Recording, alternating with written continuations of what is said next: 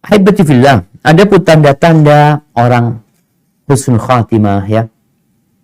Yang pertama adalah mengucapkan dua kalimat syahadat, mengucapkan la ilaha illallah. Nah, harus dua kalimat syahadat ya. Tapi dia mengucapkan syahadat la ilaha illallah. Karena Nabi SAW mengatakan man kana akhiru kalamihi la ilaha illallah dakhalal jannah. Rawahu Abu Dawud. Barang siapa yang akhir dari ucapannya adalah la ilaha illallah, niscaya dia masuk surga. Orang yang mengucapkan hal ini jamaah, tentunya dia akan mengucapkan dalam kondisi berseri-seri, di mana dia dapat menutup akhir hidupnya dengan kalimat la ilaha illallah. Disebutkan Anas ibn Sirin mengatakan, syahidtu Anas bin Malik. Aku menyaksikan Anas bin Malik wa hadarahul maut. Dia udah mau mati. Faja'ala yaqul laqinuni la ilaha illallah. Talqini aku la ilaha illallah. Dia mengatakan la ilaha illallah, la ilaha illallah sampai akhirnya meninggal dunia. Dan kita tahu Anas bin Malik didoakan sama Nabi SAW. Apa doa Nabi buat Anas bin Malik? Allahumma akthir malahu wa waladahu wa atil hayatahu wa barik lahu fi waghfir lahu. Ya Allah, banyakin hartanya Anas, banyakin anak-anaknya Anas, hartanya banyakin, anaknya banyakin, panjangkan umur dia, berkahi dia di sana dan ampuni dia. Dan Anas mengatakan, aku sudah melihat doa-doa Nabi, panjangnya umur, banyaknya anak, luasnya rezeki, berkahnya harta dia. Tinggal satu yang kau minta, diampuni sama Allah SWT. Dan semoga Anas setelah diampuni sama Allah ketika dia mati, dalam kondisi mengatakan, la ilaha illallah. Kemudian yang kedua, ini tanda jamaah, ya kita berbaik sangka ya. Tapi nggak pasti gitu. Kita nggak bisa mengatakan orang ini 100% husnul khotim. Nggak bisa, kita berharap. Salah satunya adalah yang berkaitan yang mungkin sering kita dengar adalah meninggal dalam kondisi berkeringat dahinya. Rasulullah Shallallahu Alaihi Wasallam mengatakan mautul mu'min bi'araqil jabin. Rawahu Ahmad. Matinya seorang beriman itu dengan adanya keringat di dahi. Dalam riwayat dikatakan al-mu'min yamutu bi'araqil jamin. Orang yang beriman itu meninggal dalam kondisi ada keringat di kening dia. Apa maknanya? Ternyata makna keringat di kening ketika meninggal dunia ini, Ibn Malik atau Ibnul Malak mengatakan yang mensyarah hadis ini, didahsyatkan sakarat maut buat dia. Sampai berkeringat ke dia ketika dicabut nyawanya. Litamhisi dhunubi. Untuk menghapuskan dosa, dibersihkan dia dari dosa-dosanya. Au litazid darajatah. Atau untuk menambahkan derajat. Sebagian memaknai seorang mukmin meninggal dengan keringat di keningnya itu bahwasanya ini orang ketika hidup kerja capek cari yang halal, makan dari hasil keringat, nggak minta-minta, nggak mencuri, sehingga usaha upaya dia mencari yang halal dalam kehidupan ini mewariskan kepada dia husnul khatimah. Ini di antara makna araqil jabin. Mukmin itu mati dengan keringat di keningnya. Bisa jadi ketika mati memang berkeringat, bisa jadi ketika dia hidup, dia berkeringat kerja keras untuk cari yang halal. Untuk tidak makan yang halal. Barakallahu fikum. Kemudian jamaah, yang ketiga, ini diperselisihkan oleh para ulama karena hadisnya memang diperselisihkan, yaitu mati pada malam Jumat atau mati pada hari Jumat. Karena hadis yang mengatakan mamin muslimin yamutu yaumal jum'ah, tidak ada seorang muslim yang mati pada hari Jumat atau pada malam Jumat illa waqahu Allah fitnatul qabr, kecuali Allah akan selamatkan dia dari fitnah kubur. Rawahu Tirmidzi. Hadis ini diperselisihkan. Baik. Kalau dikatakan hadis ini sahih, ini pun tidak 100%. Ingat, enggak. Orang-orang kafir mati hari Jumat. Kita juga melihat orang-orang ada mati dalam kondisi minum khamr hari Jumat. Orang-orang boleh mati hari Jumat. Karena kalau bicara hari ini kan berkaitan dengan waktu yang orang nggak bisa milih. Nggak ada usaha. Kalau mengatakan la ilaha illallah, memang orang itu dianjurkan. Tapi kalau dikatakan dia meninggal dengan keringat tadi, ada usaha dia.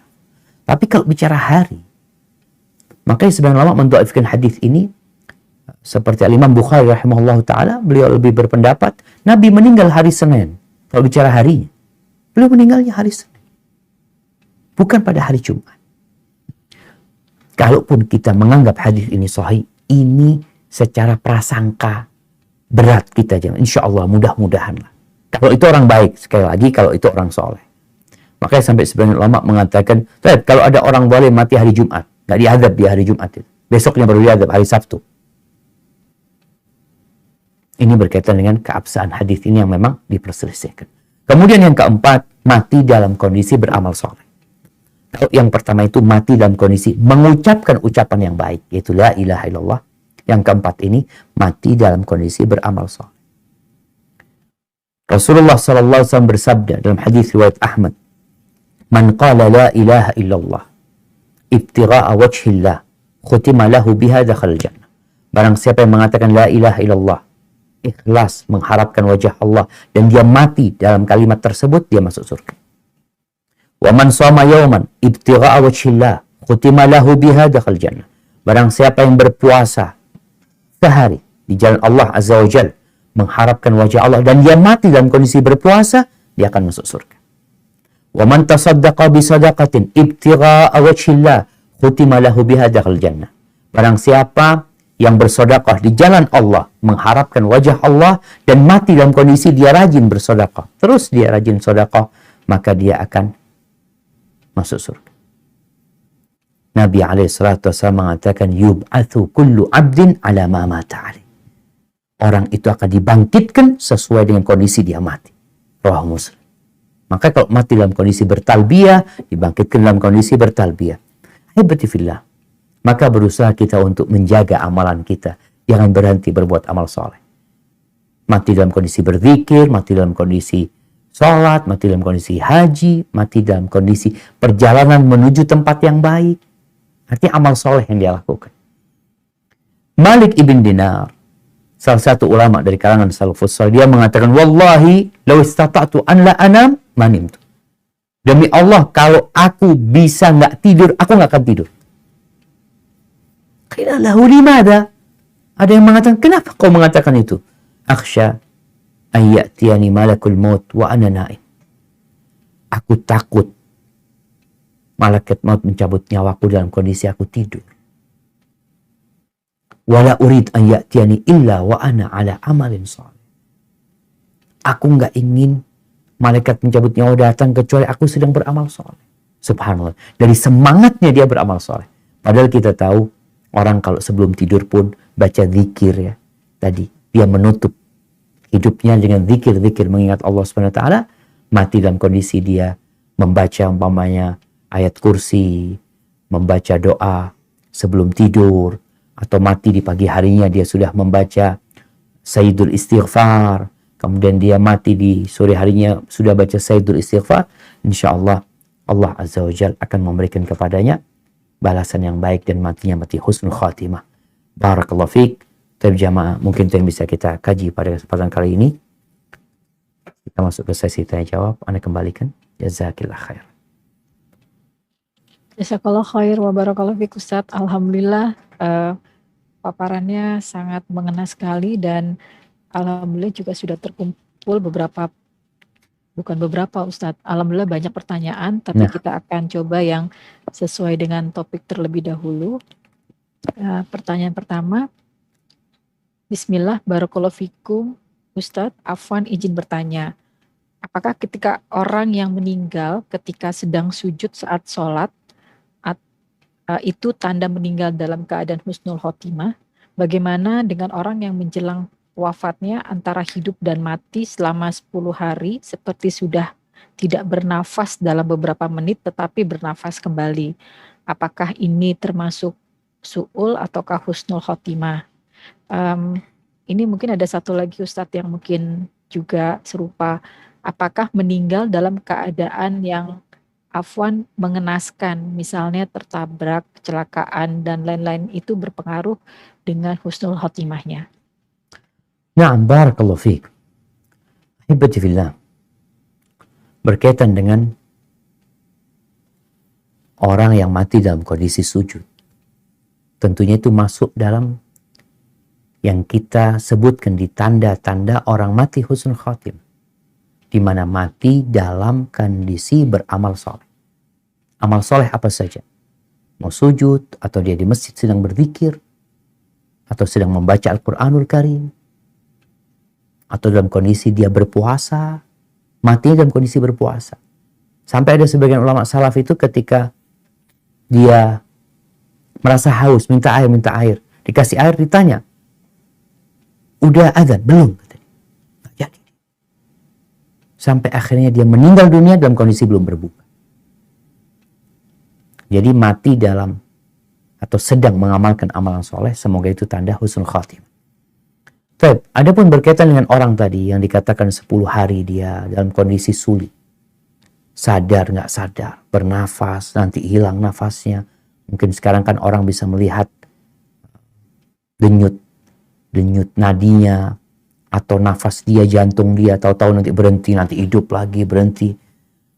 Pada pembahasan tentang sakaratul maut, kita sampaikan bahwasanya orang itu sekarat mautnya bisa sebentar. Bisa sebentar, sejam, 2 jam, bisa jadi lama. Bisa jadi berhari-hari. Apakah itu tanda su'ul khatimah atau husnul khatimah? Wallahu a'lam bissawab. Karena bisa jadi disusahkan sakarat mautnya supaya dimudahkan dia dihisapnya nantinya. Karena segala kesulitan, segala kesusahan, segala duka yang dirasakan oleh manusia dalam kehidupan ini, itu penghapusan dosa. Jadi, disulitkannya sakaratul maut, itu tidak harus jadi tanda su'ul khatimah. Bisa jadi itu tanda husnul khatimah. Atau kalau kita nggak tahu ya, wallahu a'lam bishawab, bisa jadi Allah menghapuskan dosa-dosa dia dengan didahsyatkannya ketika dia sakaratul maut. Ini berkaitan dengan orang yang beriman tentunya. Baik, kemudian pertanyaan yang ketiga tadi. Kok jadi lupa? Ya Ustadz, jadi apakah meninggal yang dalam keadaan afwan fisiknya yang mengenaskan ya, misalnya tertabrak, kecelakaan? Siap jamaah, subhanallah ya. Yang pertama Rasulullah SAW berdoa berlindung dari mati dalam kondisi buruk ya. Beliau mengatakan Allahumma inni a'udzubika minal hadam, dari ketimpa ya, minal gharaq, mati dari tenggelam, wa minal haraq, mati terbakar ya. Beliau berlindung dari mati seperti itu. Akan tetapi beliau menjadikan orang-orang yang mati dalam kondisi seperti itu hukumnya hukum syahid. Karena dia merasakan berat ya ketika dia mati dalam kondisi tabrakan ya. Tentunya ada rasa sakit mungkin yang harus dia lewatin. Mati dalam kondisi tertindih, mati terkena gempa. Nabi berlindung dari mati seperti itu. Tapi di sisi lain Nabi menyebutkan mati-mati seperti itu mati termasuk syahid. Hitungannya orang itu mati syahid. Seperti wanita yang meninggal dunia dalam kondisi melahirkan. Dia itu terhitung mati syahid. Harapannya dia ini ya husnul khatimah. Sebagaimana kita tahu orang yang mati syahid itu diampuni, mati di medan perang. Diampuni, kalau kita melihat orang mati di medan perang kan mati dalam kondisi baik. Tapi kita tidak bisa mengatakan dia orang syahid. Karena wallahu a'lam, apakah niatnya dia lillahi ta'ala atau tidak. Kalau secara kasat mata dia mati di medan perang. Dan kita tahu korek api neraka yang pertama juga orang yang mati syahid. Karena masalahnya niat. Sehingga tetap dalam semua itu, tadi yang kita bicarakan masalah keimanan, masalah istiqomah, itu menjadi faktor utama dalam orang husnul khatimah. Bukan cuma model matinya. Cuma kelihatan, oh ini mati hari Jumat, oh ini mati di medan perang. Ya kita berharap sih, Tapi yang terpenting apakah dia benar-benar jujur dalam perjuangannya. Sehingga orang yang mati mengenaskan tadi, semua ya kalau dikatakan itu tanda husnul khotimah, tidak juga. Dan semoga itu jadi tanda husnul khotimah. Sebagaimana Nabi menyebutkan, orang yang mati dalam kondisi tenggelam, terbakar, atau tertimpa sesuatu, dia hukumnya hukum syahid sebenarnya. Tapi orang yang mati syahid pun, kembali tadi, bahwasanya ada yang masuk neraka, karena ternyata dia tidak ikhlas lillahi ta'ala. Na'udzubillah min dzalik. Jazakallah khair Ustaz untuk jawabannya. Pertanyaan berikutnya, Ahsanallahu ilaikum Ustadz. Ustadz, ada hadis tentang Rasulullah yang menolak menyolatkan umatnya yang masih berhutang. Ana khawatir dengan kondisi pandemik ini, kondisi makin sulit untuk melunasi hutang. Apakah ini mengancam kita tidak masuk dalam husnul khotimah? Ini juga ada yang serupa juga Ustadz. Jadi ada yang mengambil KPR di bank syariah karena berpikir bank syariah itu tidak riba. Dan sampai sekarang sulit untuk melunasinya. Apakah juga bagaimana untuk bertobat dari dosa riba ini, dan apakah selama ini masih belum bisa terlunasi, maka dosanya juga akan terus berlangsung gitu.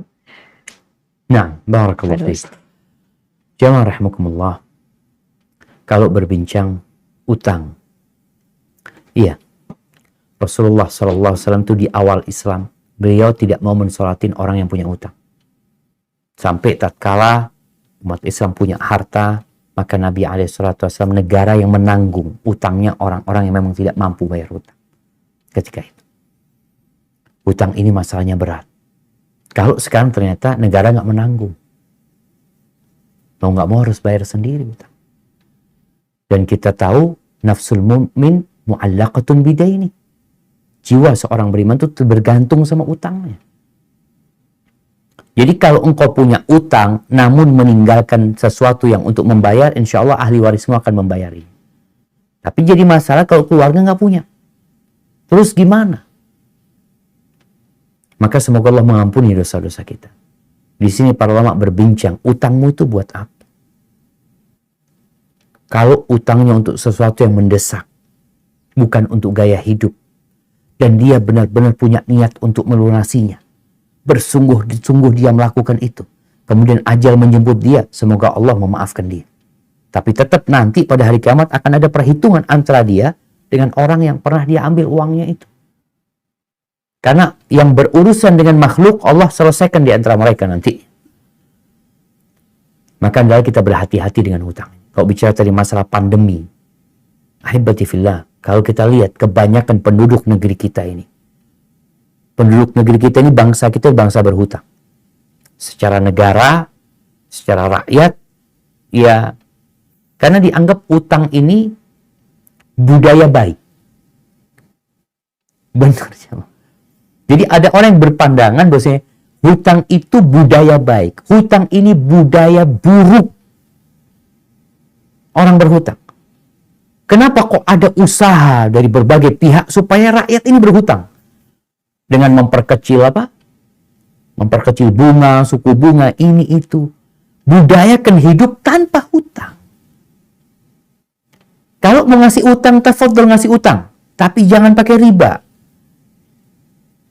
Ini menyuruh orang berhutang melakukan riba. Dia ingin mencari keuntungan dari utang yang dia berikan. Jadi memotivasi orang untuk berhutang karena dia mau cari keuntungan di sana. Ini orang akhirnya terjebak dalam riba. Nyambung nih sama pertanyaan kredit ya. Mau KPR, mau motor, mau apa, mobil semuanya. Maka nasihat ana, jangan berhutang. Nabi SAW tidak menganjurkan orang berhutang. Bahkan beliau berdoa memohon kepada Allah, Allahumma inni a'udzubika. Ya Allah, aku berlindung kepadamu minal ma'thami wal maghrib. Dari dosa dan dari hutang. Dosa ini jalan seakan-akan bareng sama hutang. Beliau berlindung dari yang itu. Maka jangan biasakan berhutang. Kecuali dalam kondisi perlu. Memang gimana Ustaz? Dan hutangnya bukan hutang riba. Terus gimana dengan yang udah ambil KPR? Ya bertobatlah kepada Allah Azza wa Jalla. Kalau engkau bisa melunasi, segera lunasi. Kalau engkau nggak mampu melunasi, ya memohon kepada Allah, berdoa agar Allah mengampuni dosa-dosamu dan engkau bisa segera melunasi. Jadi kalau memang nggak bisa, ya terus dibayar. Karena utangnya itu memang ada unsur riba, tapi ada yang nggak ada ribanya di sana, yang memang harus dibayar seperti itu. Maka terus bayar, kalau bisa bayar tanpa bunga, itu akan lebih baik. Tapi kalau enggak, ya mau gimana lagi? Bertobatlah kepada Allah dengan taubatan nasuha. Kira-kira dosanya gimana Ustaz? Ya, kalau engkau taubat dengan taubatan nasuha dan engkau telah berusaha untuk meninggalkan dan engkau tidak mengulangi, insya Allah Allah terima taubat. Hada wallahu a'lam. Afwan Ustadz, apakah juga itu menghalangi husnul khotimah Ustadz dengan utang tadi? Iya. Ya kembali tadi kalau bicara apakah menghalangi husnul khotimah, orang yang punya utang ini tadi jiwanya itu tertahan. Orang yang mati syahid, matinya husnul khotimah. Orang mati syahid, dia masya Allah ikhlas lillahi ta'ala, dia nggak riya, tapi gara-gara berhutang ada sesuatu yang menyebabkan dia nggak bisa masuk surga sampai hutangnya diselesaikan.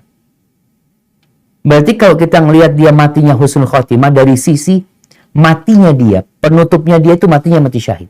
Tapi karena punya tanggungan hutang, tidak dikatakan dia matinya su'ul khotimah, enggak, dia matinya husnul khotimah. Tapi punya tanggungan yang menyebabkan dia tidak dapat merasakan indahnya akhir kematian dia secara langsung. Karena ada tanggungan yang harus diselesaikan. Jadi orang yang mati syahid tadi, mati syahid, dihidupkan lagi, mati syahid, dihidupkan lagi, mati syahid. Tapi punya utang, Allah nggak akan selesaikan urusan utang itu. Nggak akan diampuni utangnya. Bukan karena mati syahid, utangnya jadi nol. Enggak.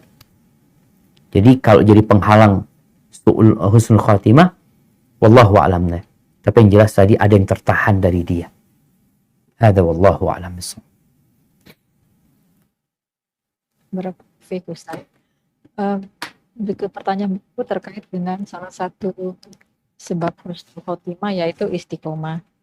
Nah, ini banyak sekali pertanyaan Ustadz yang terkait dengan bagaimana untuk menjadi tetap istiqomah Ustadz. Apakah, jadi ada satu pertanyaan, apakah dosa-dosa yang lalu membuat kita juga sulit istiqomah? Satu sisi berusaha untuk istiqomah, tidak kembali melakukan dosa saat sendiri, dan tapi satu sisi juga berusaha untuk istiqomah untuk beribadah dan rasanya sangat berat Ustadz. Apa yang harus dilakukan? Karena anak ingin sekali untuk bisa husnul khotimah akhirnya.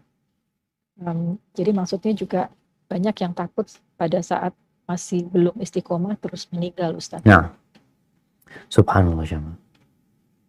Iya Jamal. Kita semua takut. Kalau bicara kita punya dosa-dosa masa lalu. Apakah dosa-dosa masa lalu bisa berdampak kepada keistiqomahan kita di masa yang akan datang? Iya. Kadangkala bayangan dosa itu datang. Kadangkala bisikan setan untuk mengingatkan kelezatan dosa-dosa itu datang. Dibutuhkan perjuangan. Tapi jangan berkecil hati.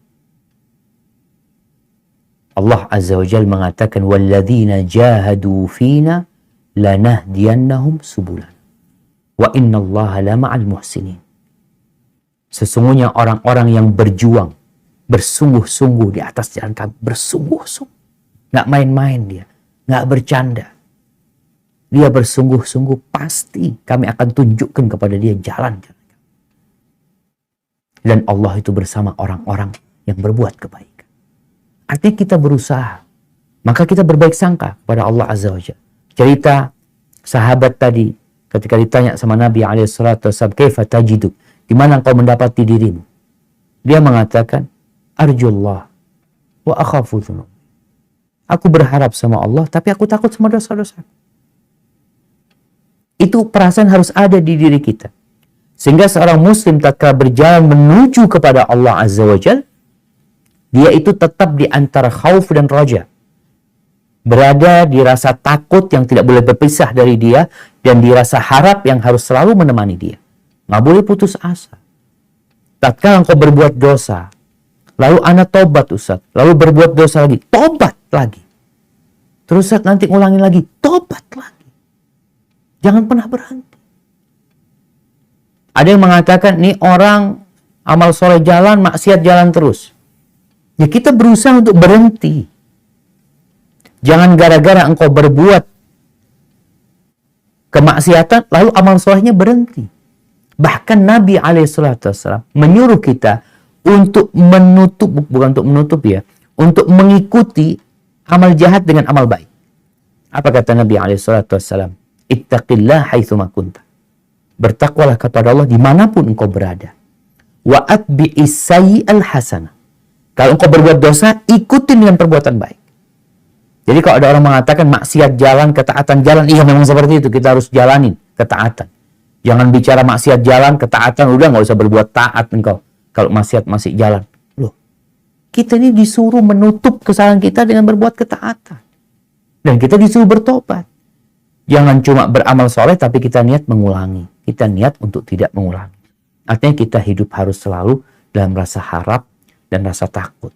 Dan terus berdoa minta sama Allah. Jadi sesuatu yang berat itu akan jadi mudah kalau Allah memudahkan bagi kita. Sehingga kita diajarin doa sama Nabi. Allahumma a'inni ala dzikrika wa syukrika wa husni ibadatik. Ya Allah bantulah aku untuk senantiasa mengingatmu, bersyukur kepadamu, beribadah yang baik kepadamu. Di doa lain kita mengatakan Allahumma inni a'udzubika min syarri sam'i.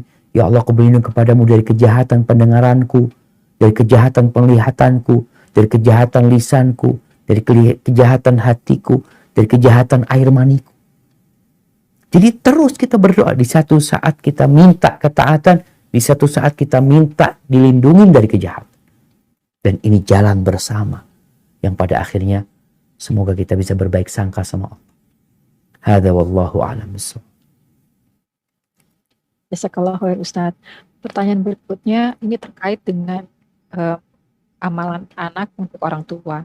Assalamualaikum Ustadz. Apakah seorang anak bisa membantu orang tua yang meninggal dengan tanda su'ul khotimah dengan amalan-amalannya sehingga orang tua tersebut menjadi husnul khotimah?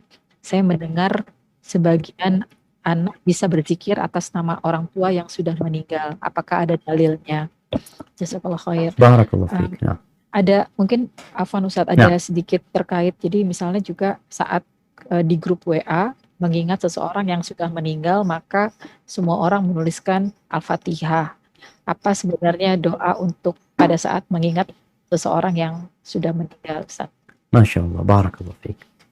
Ya, jamaah rahimakumullah, kalau bicara apakah bisa yang matinya su'ul khatimah berganti dengan husnul khatimah? Nggak bisa.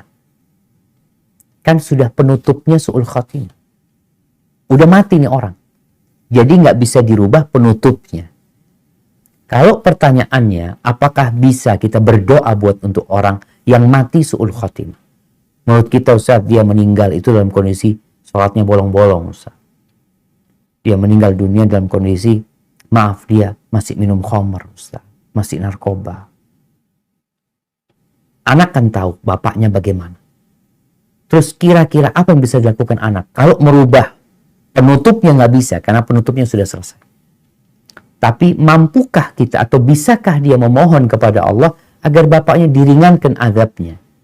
Kalau bisa diampuni dosanya dan tidak diazab sama sekali.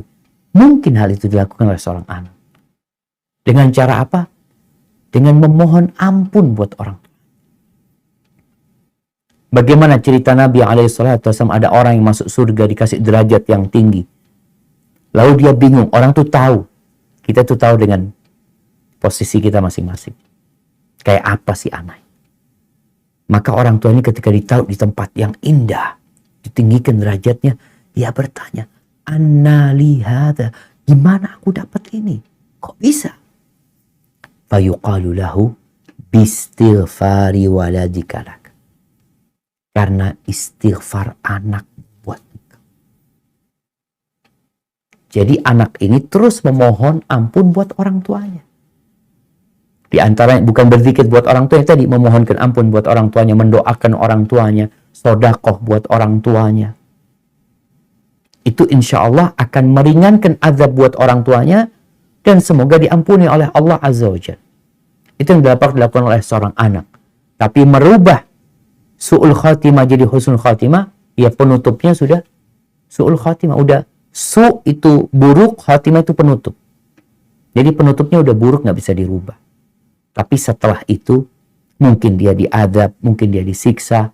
Bagaimana kita memohon kepada Allah agar diampuni dosa orang itu. Terus apa yang kita lakukan Ustaz? Kalau dengar orang mati di grup menyebutkan tentang fulan, apakah kita disyariatkan untuk mengirim Al-Fatihah? Atau apa yang disyariatkan? Ya, coba kita lihat. Apakah Rasulullah SAW dan para sahabat Nabi ketika mereka mengingat Hamzah yang meninggal di Uhud, lalu mereka mengatakan Al-Fatihah buat Hamzah? Apakah Nabi SAW ketika mengenang Ja'far bin Abi Thalib yang tewas pada waktu perang Mu'tah, mengingatkan itu kepada para sahabat? Nabi cerita tentang kematian para sahabat ini. Bagaimana kematian Zaid bin Harithah, bagaimana kematian Ja'far bin Abi Thalib, bagaimana kematian Abdullah bin Rawaha, Hassan bin Thabit. Nah, bagaimana kematian mereka? Nabi menceritakan hal itu. Kemudian Nabi tidak mengirimkan Al-Fatihah kepada mereka. Nabi tidak mengirimkan. Terus mendoakan mereka. Jadi dalam beragama, Ustaz, tapi ada ustadz yang mengamalkan itu. Ada ustadz yang menyuruh seperti itu. Ada yang mengajarkan seperti itu. Ya, mungkin kau perlu tanyakan.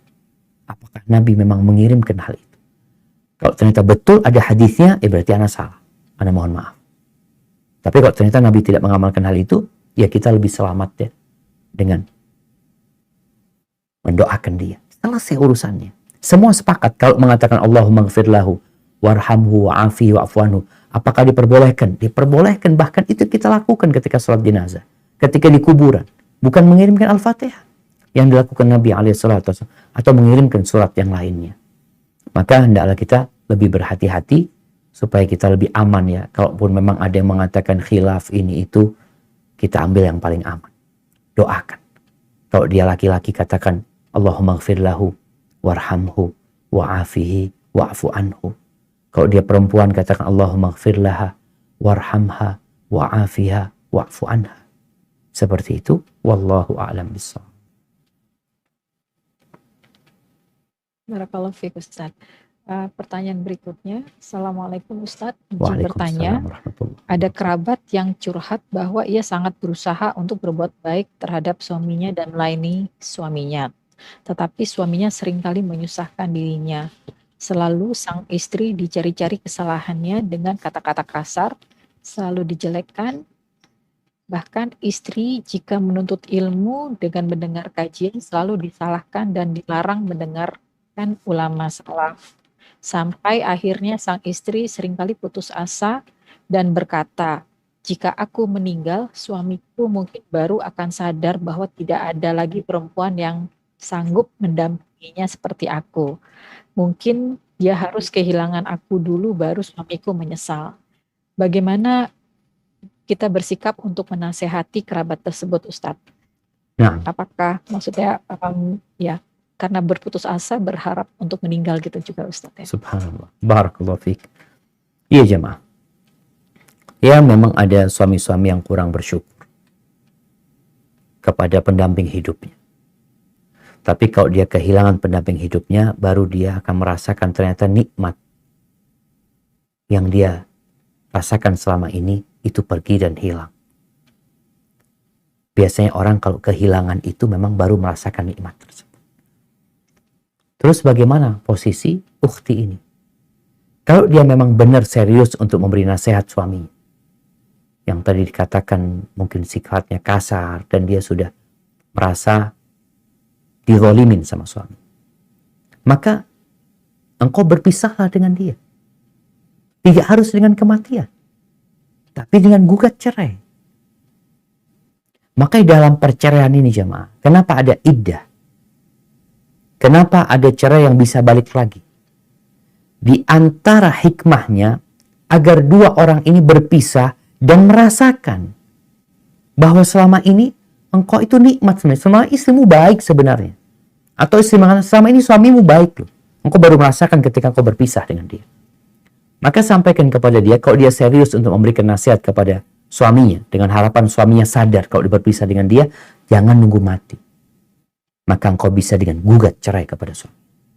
Mengatakan, bang, kayaknya kita berpisah. Semoga Allah memberikan ganti yang lebih baik buat engkau. Kalau istri yang menggugat cerai, maka tidak ada kata rujuk kecuali dengan menikah lagi.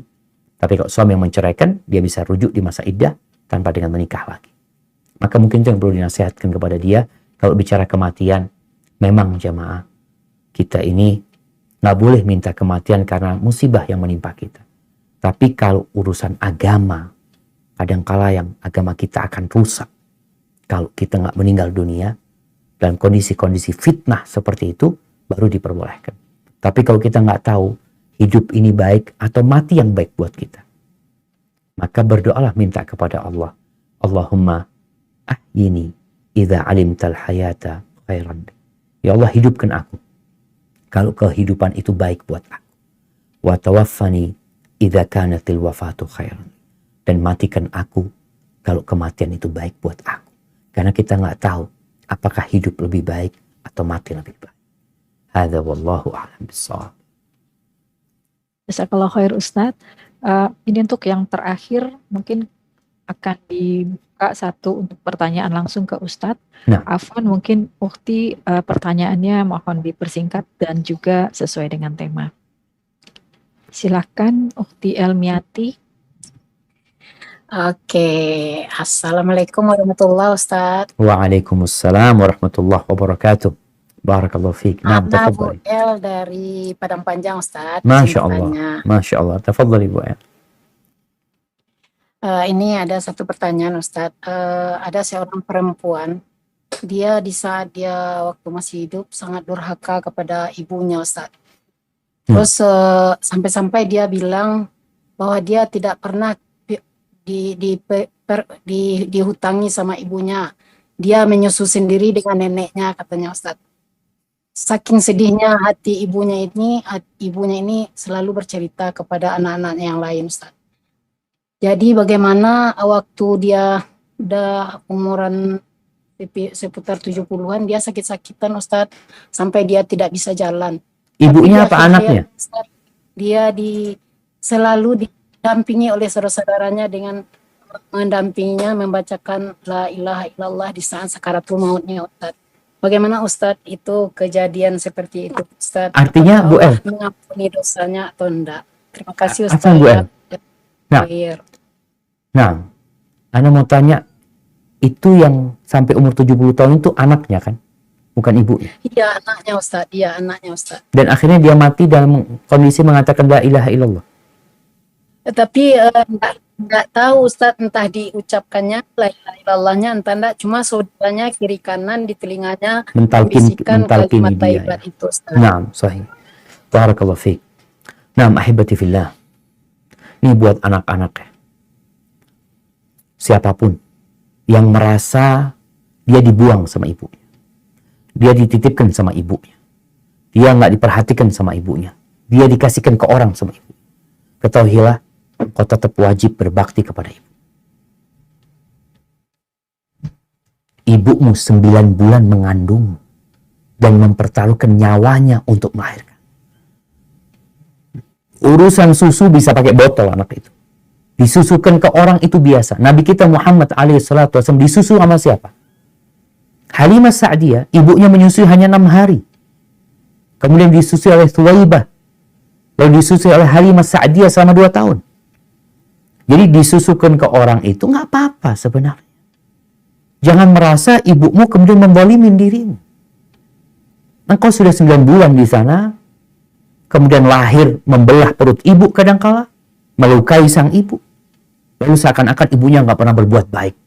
Sampai kalau ibumu kafir pun, kita diperintahkan untuk tetap menjaga hubungan baik dengan orang-orang yang kafir dari orang tua kita. Wasahibhuma fid dunya ma'ruf. Dan bagaimana kondisinya? Ini pentingnya ilmu, pentingnya belajar jamaah.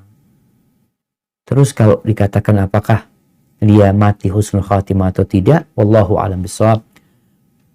orang ditalkini dengan la ilaha illallah, itu usaha agar dia husnul khatimah. Tapi belum tentu dia bisa la ilaha illallah. Ada yang sibuk dengan dagangannya. Ada yang sibuk mengatakan, orang suka main skak ya. Ketika mati dia skak. Ngomong seperti itu.